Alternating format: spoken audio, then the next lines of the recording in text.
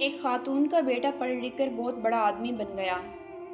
والد کی وفات کے بعد ماں نے ہر طرح کا کام کر کے اسے اس قابل بنا دیا تھا۔ شادی کے بعد بیوی کو ماں سے شکایت رہنے لگی کہ لوگوں کو بتانے میں انہیں شرمندگی ہوتی ہے کہ ان کی ساس ان پڑھ ہے۔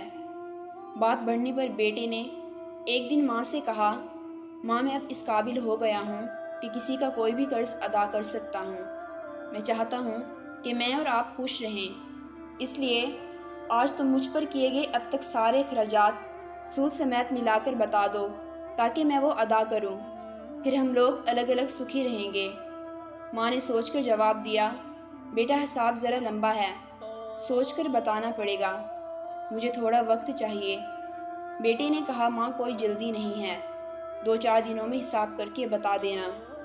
جب رات ہوئی اور سب سو گئے تو ماں نے ایک جگ میں پانی لیا اور بیٹے کے کمرے میں آئی۔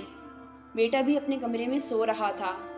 ماں نے اس کے ایک طرف پانی ڈال دیا، بیٹے نے کروٹ لے لی، ماں نے دوسری طرف پانی ڈال دیا۔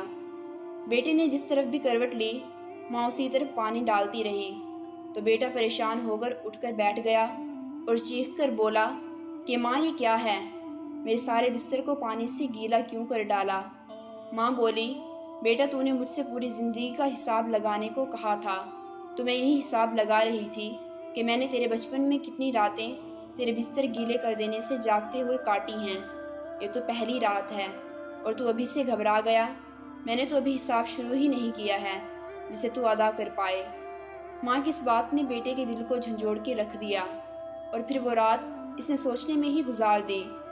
سوچتے سوچتے اسے یہ احساس ہو گیا تھا کہ ماں کا قرض کبھی نہیں اتارا جا سکتا۔ ماں کا قرض ہم لوگ ساری زندگی نہیں اتار سکتے۔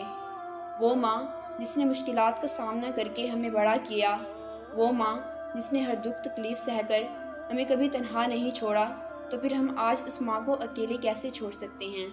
ہمیں ان کی عزت اور احترام کرنا چاہیے۔